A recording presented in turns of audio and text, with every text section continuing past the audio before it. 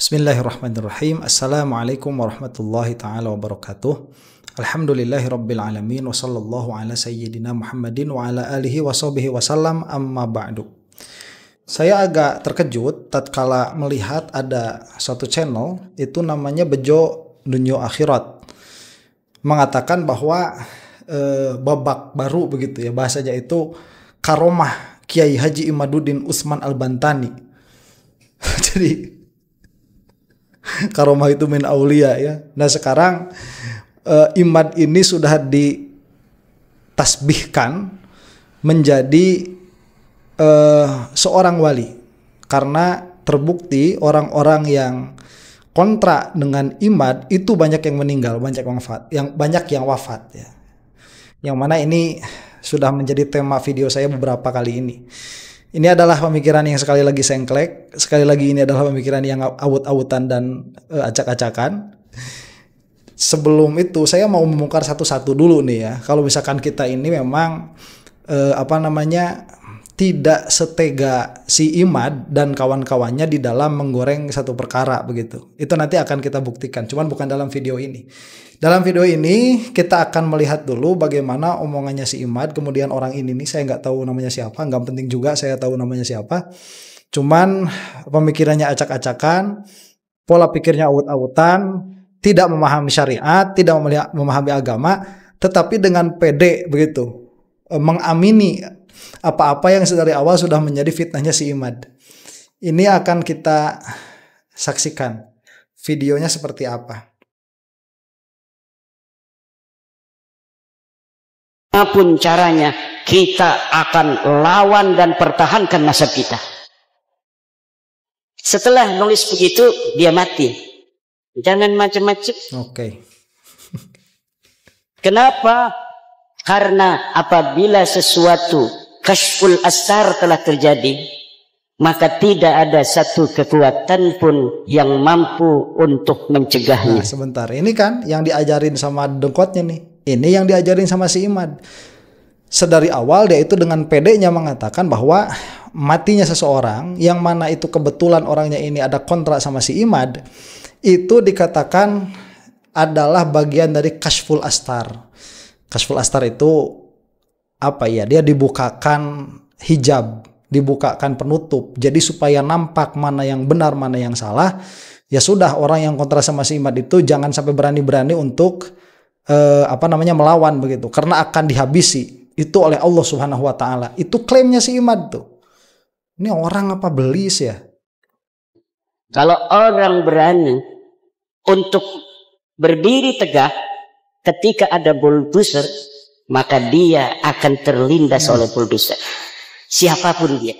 Kalau Allah sudah berkehendak, dan ini nampaknya Allah betul-betul sudah berkehendak.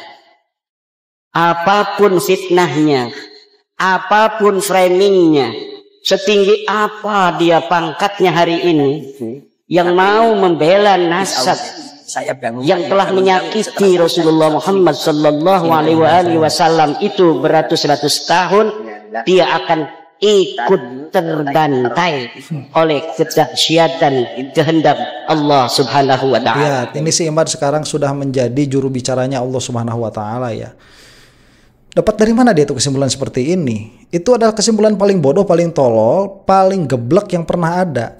Ini bayangkan kalau kita lihat zamannya Rasulullah Shallallahu alaihi wasallam, kalau para sahabat punya pola pikir seperti ini, itu sudah dari awal Rasulullah itu sudah ditinggalkan. Rasulullah Shallallahu alaihi wasallam itu memiliki anak laki-laki itu wafat semua. Kurang apa? Kurang apa penderitaan yang diderita oleh Nabi Muhammad Shallallahu alaihi wasallam? Padahal beliau itu, kita katakanlah dulu begitu ya, klaimnya beliau itu kan saat itu orang paling dekat dengan Allah Subhanahu wa taala.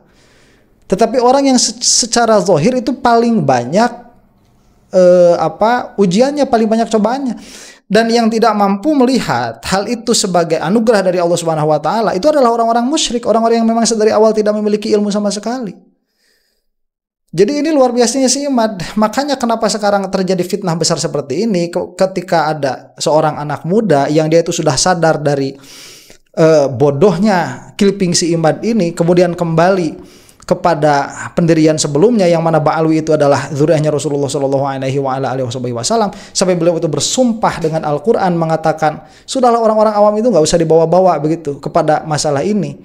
Itu wafat dalam keadaan baik, dalam keadaan setelah tidur begitu, tidur kalau kata Gus Zain itu wafat, ruhnya tidak dibalikin lagi. Itu keadaan seindah-indahnya wafat. Jadi fitnah sama Mukimat itu karena gurunya setolol ini. Jadi apa ya? Malah saya serius-serius nanggapin si Imad itu. Kesel. Makanya kalau misalkan doakan laknat ya mudah-mudahan Allah Subhanahu wa taala melaknat si Imad. Saya teruskan itu doanya yang bersangkutan ya. Almarhum yang pernah mendoakan Imad itu dilaknat, saya mendoakan yang sejenis, yang sama. Mudah-mudahan si Imad itu dilaknat ya. Kita semua sudah mendengarkan apa yang disampaikan oleh Kiai Haji Maduddin Usman Al-Bantani. Nah, sebentar, ini kita akan lihat glorifikasi ya. Ini sudah awut-awutan, sudah acak-acakan. Kita akan mendengar orang ini bagaimana dia itu menerima apa-apa yang si Imad katakan. Banyak sekali korban kedahsyatan kasful asar. Bukan kasful asar. Ini apa manggil saya? Bejo. Bejo ini. Apa nama? Caranya kan bejo dunia akhirat ya. Bukan kasful asar, bejo ini kasful astar namanya. Ya dari satrun. Duh. Bentar ya, ini menunjukkanlah kapasitas ilmu seseorang. Atau mungkin ini sabkul lisan. Ya, husnuzon lah sabkul lisan begitu ya. Kiai Haji Maduddin Usman Al-Bantani berulang kali mengatakan ketika beliau diajak mubahalah, dia akan menolak dengan tegas. Karena beliau kasihan kepada orang yang ngajak mubahalah ini. Nah, terbukti kan? Mubahalahnya tidak terjadi. Jadi mubahalah itu harus istirok, harus mustarok pada suatu suatu perbuatan begitu. Ya kayak musyakalah tuh, musyakalah itu saling sama di dalam syaklun, di dalam bentuk, atau misalkan mudorobah yang suka menjadi istilah di dalam fikih itu harus saling. Kalau tidak saling tidak terjadi mubahalah. Ya saya buktikan sekali lagi si Imad ini pengecut, nggak mau kalau benar-benar diajak mubahalah. Tapi tatkala ada orang yang memang kebetulan dia itu wafatnya mendahului si Imad yang bertentangan dengan pola pikir si Imad, langsung dikatakan itu gara-gara kasful astar. Jangan sekali-kali berani menentang bulldozer karena itu kalau sudah kalau sudah terlindas itu tidak akan bisa selamat. Mad. Masya Allah.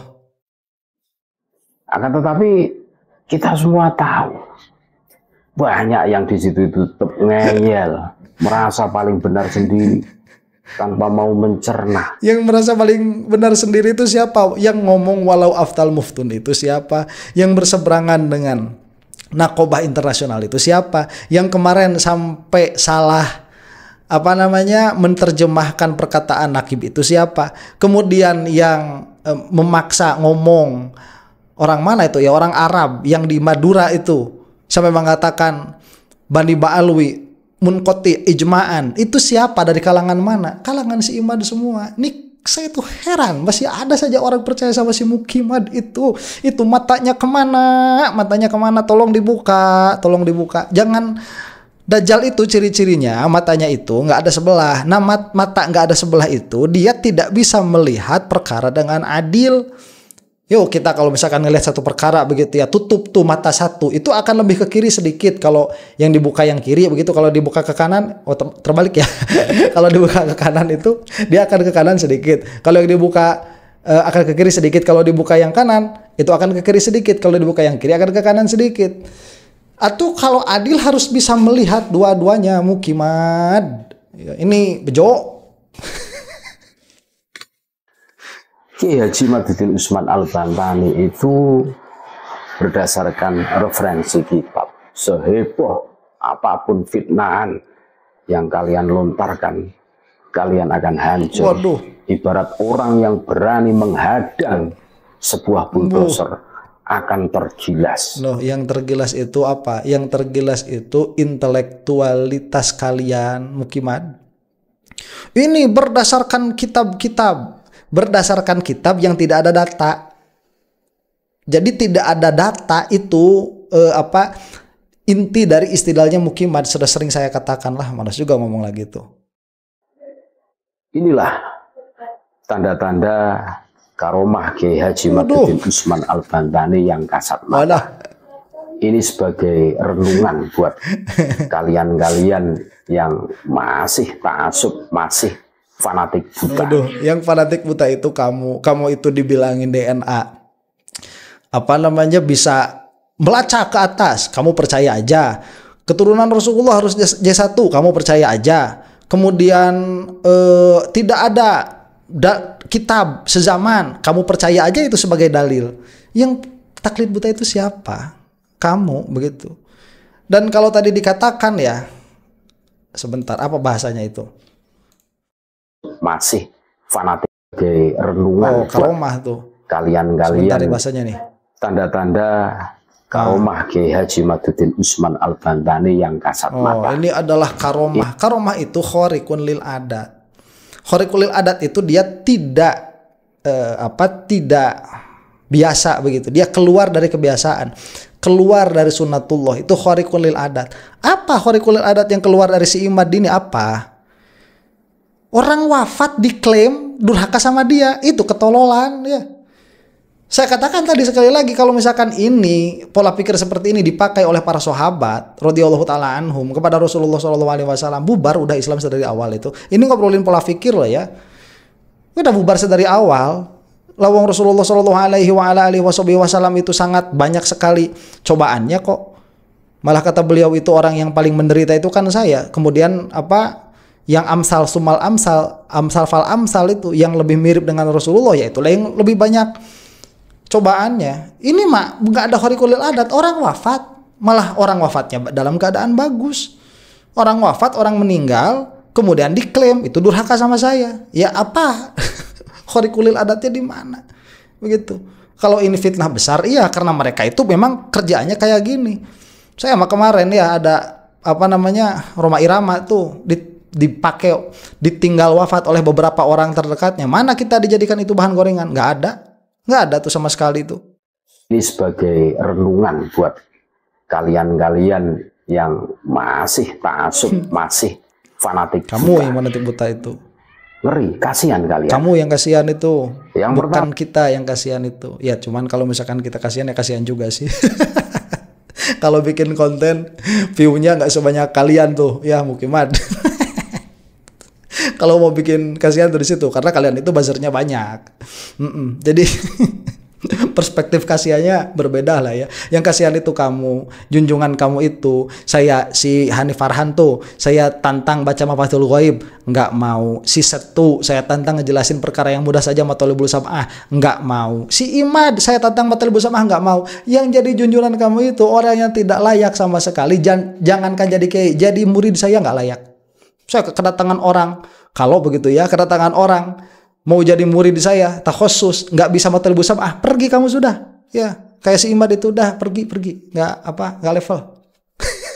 Jangankan buat jadi kiai, jadi santri saya aja nggak cukup. Sombong amat, terserah saya. Kalau bukan karomah dari Allah Subhanahu wa Ta'ala, mana mungkin mampu membongkar kepalsuan nasab habaib klan Ba'alwi al-Kadzabah yang rasis. Sebentar, itu bukan membongkar, itu mendatangkan fitnah. Bukan membongkar, itu mendatangkan fitnah. Sudah berjalan ratusan tahun, hingga sudah dianggap ke level suhroh wal istifadoh selama 550 tahun. Itu yang pertama. Itu namanya ijma. Kalau tidak qauli ya fi'li, kalau tidak qauli dan fi'li itu sukuti. Tuh orang nggak ngerti. Itu hujjah alaikum, bukan hujjatun alaina, bukan hujjatun lakum, itu hujjatun alaikum. Perkataan ini nanti kalau misalkan dibangkitkan dalam keadaan tetap ngeyel seperti ini hujjah buat mereka sendiri. Yang akan kena kepada mereka sendiri begitu. Terus yang kedua, selama ini hampir setiap kalangan tidak ada yang berani menyenggol dan mengusik kemapanan habaib. Walau banyak para oknumnya yang ngawur, suka memprovokasi, suka mempersekusi, mendoktrin, mendawir, membelokkan sejarah. Nah itu siapa? Mempersekusi siapa sekarang kerjaannya? Mukimad. Yang memprovokasi siapa? Mukimad. Yang dawir siapa? Yang keliling-keliling Indonesia katanya dakwah bayarnya ratusan juta siapa? Mukimad juga. Memalsukan makam dan lain-lain. Memasukkan makam, kemarin si Iman ngomong siapa itu? PWILS tuh. Yang bikin makam, yang nancebin apa namanya nisannya siapa? PWILS. Itu si Imad yang ngomong. Namun Kiai Haji Maduddin Usman Al-Bantani malah diberi keberanian dan kemampuan menyabut bisanya habaib. Aduh, ini udah pola pikir Mu'tazili. Kalau kita mau agak serius sedikit ya, diberi kemampuan untuk mencabut bisanya Pak Alwi. Ya apa? Siapa sih Imad itu? Apa sih? Kok sehebat apa sih dia itu? Ya, saya tantangin aja nggak berani. Saya tantangin 2 malah sekarang tambah ya. Kalau mau mubahalah, ayo sama si Imadnya langsung. Tapi nanti kita ngobrol nih apa yang mubahalahnya biar cepat selesai begitu. Kalau mau selesai, debat aja dia nggak mau sampai dapat gelar Arkaburi pertama itu siapa ya? Si Imad itu. Sehingga langsung lumpuh total, tidak berdaya. Sehingga bisa menyetop kesalahan yang selama ini diperbuat oleh banyak para oknum habaib klan Ba'alwi Al-Kadzabah rasis. Nah ini klan Ba'alwi Al-Kadzabah itu semua dinisbahkan kayak gitu. Kamu itu nggak tahu kalau ilmu yang datang sama kita itu datangnya dari Ba'alwi. Duh.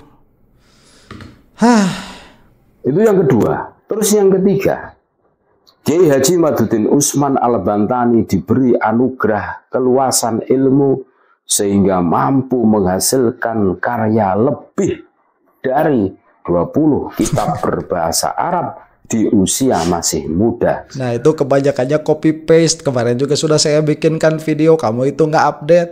Itu yang dibikinkan sama si Imad itu copy paste dari mana? Dari websitenya Wahabi itu banyak kayak gitu. Malah dia itu tidak lurus di dalam manhajnya, tidak lurus dalam metodologi kepenulisannya. Yang diambil pendapatnya Wahabois itu sama si Imad itu.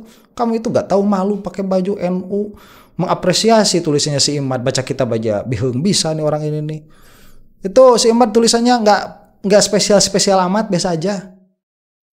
Dan di masa sekarang yang termasuk langka serta berdomisili bukan di tanah yang berbahasa Arab. Ini copy paste. Kalaupun misalkan memang bisa, kita diujikan sama siapa? Si Imad itu tulisannya. Jadi ini ya kebiasaan ulama terdahulu itu kalau bikin karya, mereka itu senantiasa kalau kata orang Sunda itu menyorogkan ya, apa bahasa Indonesianya itu ya. Ya mengelilingkan lah, memasrahkan itu, dilihat untuk diedit atau misalkan untuk diberi catatan oleh para ulama sebelumnya agar ada apresiasi, pengakuan dari ulama sebelumnya, dan itu dilaksanakan sedari dulu. Kenapa hadisnya Imam Malik itu disebut Al-Muwatta? Ya memang karena memang dikelilingkan tuh sama kiai-kiai terdahulunya begitu. Lah si Imad ini siapa yang kemudian mengapresiasi tulisannya ini? Ahli mana dia menulis nasab, buku tentang bukan buku ya, atau buku lah katakanlah, kalaupun buku, nulis buku tentang nasab langsung update, langsung upload begitu. Apaan itu mah bukan masalah ilmiah, itu mah mau mengeluarkan hoax, mau mengeluarkan fitnah begitu. Ya kalau misalkan ada pun karya-karya ilmiah, kalau itu yang menjadi patokannya, lebih banyak orang itu yang lebih alim daripada si Imad. Kalaupun kita musalamah itu adalah karya yang bagus, banyak ulama-ulama yang karyanya lebih bagus daripada si Imad yang tidak membatalkan Ba'alwi begitu. Terus mau apa poinnya mengatakan Imad itu punya karya 20 kitab? Biasa aja. Yang keempat, siapapun mereka, sekelas apapun kekiaiannya, mereka apabila menyerang tesisnya Kiai Haji Maduddin Usman Al-Bantani tanpa dasar ilmu nasab yang mumpuni, maka akan jatuh marwah kekiaiannya Coba lihat tuh. Setinggi apapun kekiaiannya, kalau berani menentang Imad, si Imad itu udah jadi apa? Udah jadi dewa. Baru aja kemarin KDM disebutin titisan Prabu Siliwangi. Sekarang mau dijadiin apa? Si Imad ini mau dijadiin nabi apa mau dijadiin apa? Sehingga semua ulama setinggi apapun atau setinggi apapun kiai itu derajatnya, kalau menentang ya testisnya si Imad itu akan luntur kekiaiannya. Bego tuh jangan kemagetan. Ini nih walau aftal muftun, ya gurunya kencing berdiri, ya muridnya kencing berlari, itu kayak gini nih. Di mata umat Islam, yang sok jago melakukan mubahalah langsung terkapar, dibayar kontan. Ada yang meninggal dunia di atas panggung acara maupun di pojok kamar. Nah itu kan mulai kan diklaim tuh orang wafat biasa. Jadi kalau misalkan kita balik lagi kepada perkataan yang tadi ya, ini glorifikasi tingkat edan ini. Ya, glorifikasi tingkat gelo nih yang dilaksanakan sama siapa ini tadi, Bejo ya. Yang kelima, buah pemikirannya menjadi perbincangan umat hingga saat ini. Walaupun sudah berjalan tahunan, namun masih asik untuk diperbincangkan. Nah itu masih asik diperbincangkan siapa-siapa, sama orang-orang tolol. Yang mana kita juga jadi ikut-ikutan tolol tuh gara-gara si Imad. Lah terus ya si Imad nih keliling-keliling, bikin pengajian keliling-keliling, naik dari panggung ke panggung. Apa yang dikasih? Bab sholat. Saya tantang juga kemarin, coba mana orang-orang yang PWILS itu. Saya mau tahu tuh mereka itu tahu bab sholat apa kagak begitu. Ya tolong dijadikan dijadikan penelitian tuh. Yang masuk ke PWILS, apa mereka itu sudah selesai fardu ainnya? Apa sih yang manfaat dari si Imad itu? Tatkala dia itu keliling dari satu panggung ke panggung yang lain, cuman mengujarkan kebencian kepada Ba'alwi, kemudian dikatakan ini masih hangat-hangatnya, sudah beberapa tahun masih asik diperbincangkan. Inilah yang disebut fitnah. Perkara yang lebih penting malah ditinggalkan untuk diperbicarakan. An-Naba itu kan ada surah An-Naba kan di dalam Al-Quran itu. An-Naba itu kan berita besar. Berita besar itu tentang apa? Tentang kiamat, bukan tentang Ba'alwi. Itu yang seharusnya diperbincangkan, tentang yaumil qiyamah, bagaimana kita itu mempersiapkan hari kiamat, mempersiapkan matinya kita, kehidupan setelah mati. Itu yang seharusnya diperbincangkan. Tauhid kita, sholat kita. Sekarang gara-gara bab nasab ini, ya tauhid nggak dibahas, sholat nggak dibahas. Ini salah satu upaya ya. Kalau saya alhamdulillah dengan rasa syukur kepada Allah Subhanahu wa taala, jam 12 malam itu masih bisa upload yang berhubungannya murni dengan ilmu. Itu masih ada tuh, silahkan dilihat, silahkan ditonton kalau mau begitu ya. Itu pure ilmu masih ada. Ini kan soalnya kalau misalkan kita terus-terusan nih ngomongin yang diomongin sama si Imad, ya inilah fitnah. Akhirnya perkara yang penting itu menjadi tertutup gara-gara masalah tidak penting yang diomongin sama si Imad ini. Kalau buat orang yang nggak bisa ngaji, nggak tahu agama kayak orang ini mah, ya itu asik untuk diperbincangkan. Asik dari sebelah mana? Sebel yang ada tuh. Ini kan kewajiban saja untuk meluruskan perkara-perkara yang sudah kadung bengkok. Jadi kalau bukan karomah ini mustahil, saudara-saudaraku. Cobalah kita berpikir yang jernih, yang realistis. Coba saya mau nanya dulu sama orang ini apa takrifnya karomah, sehingga apa yang terjadi sama si Imad ini bisa disebut karomah. Bukan karomah, ini mah fitnah. Ya, nah betul. Jadi apa ya nih, Dajjal itu dia bawanya itu fitnah, disangkanya karomah atau mukjizat. Nanti disangkanya itu tuh. Ini udah kelihatan nih, mulai nih orang yang bisa ngelihat aja, yang nggak bisa ngelihat ya nggak apa-apa, biarin. Suruh siapa jadi orang awam ya. Berikut ini ada beberapa nama ustadz yang meninggal kebetulan. Mereka setelah mereka membela Kabib Ba'alwi keturunan Yahudi Khazar Trah Kaukasus. Yang pertama adalah ada seorang Kiai Ustadz Asmuni meninggal di tempat. Santrinya harus percaya pada Ba'alwi, akan mencat santrinya dan alumninya jika ada yang percaya nasabnya mungkote. Selepas itu langsung meninggal. Itu kan sudah ya. Saya juga katakan kemarin tuh Bang Haji Roma Irama, adeknya wafat ya. Gara-gara apa? Gara-gara memutuskan Ba'alwi. Masa kita ngomong kayak gitu sih? Cik atulahnya punya pikiran itu cik atuh mikir teh sing bener, dalil teh ada wajhu dalalahnya. Sesuatu itu tidak bisa tiba-tiba disambungkan dengan sesuatu yang lain. Orang kayak gini kalau zaman Rasulullah SAW, nih orang yang senang tatoyur nih, orang kayak gini tuh. Kalau misalkan ada burung ke kiri, jangan safar karena nanti akan jelek. Kalau ke kanan ayo safar karena bakal bagus. Karena kebetulan memang dari dulu seperti itu. Kalau ada burung ke kiri saya safar celaka. Kalau ada burung ke kanan saya safar saya selamat. Tatoyur itu udah ya orangnya. Nggak kayak gitulah ya. Untung atulah janganlah. Ini menjadikan kita harus tanazul. Ini omongan kayak gini karena ini sama orang awam menjadikan kita itu harus ikut-ikutan tolol kayak mereka. Ya, karena orang-orang awam ya bakal kemakan sekali lagi sama fitnahan-fitnahan kayak gini. Janganlah, nggak enak tuh. Ustadz Abdullah besok akan memecat santrinya jika ikut Kiai Imad. Percaya Pak Alwi Mungkote akan dipecat santri dan alumninya. Ustadz Zainal A meninggal setelah nulis di FB bahwa nasab Wali Songo terputus dan harus mempertahankan golongan mereka atau golongan Ba'alwi. Saya ini tiap hari udah bikin konten nih hampir sekarang itu tentang kekacauannya si Imad. Alhamdulillah tuh nggak apa-apa, sehat-sehat aja.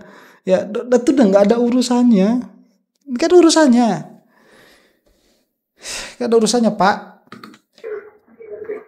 Buat referensi saja, saudara-saudaraku, ada apa dengan uji ilmiah Kiai Imaduddin Usman Al-Bantani hingga mereka membela keabsahan, sehingga mereka membela mungkoteknya Ba'alwi yang berujung dengan maut. Semoga mereka mendapatkan maghfirah dan syafaat Rasulullah SAW. Amin, amin, amin. Terus yang sudah dulu lah ya, saya berhentikan sampai di situ. Jadi inilah nggak tahu lah ya gimana kita harus membicarakannya ini, masya Allah.